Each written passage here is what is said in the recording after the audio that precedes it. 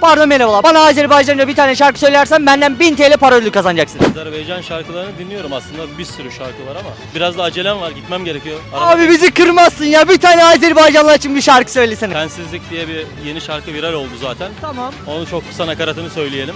Olur abi, başlayalım o zaman. Bilmez idim dert vere, derdimin dermanları. Gün geler peşman olar, nefsinin kurbanları. Dünya tahtından salar, şahların sultanları.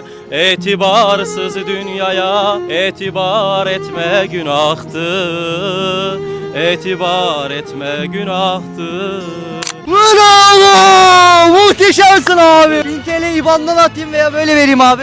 Buradan ihtiyaç sahibi birine verirsin. Buradan da tüm Azerbaycan'a iki devlet bir millet selamlar saygılar olsun. Hepinize salam. Öpüyorum sizi Murat. Abi görüşürüz, kendine iyi bak. Arkadaşlar takip edelim.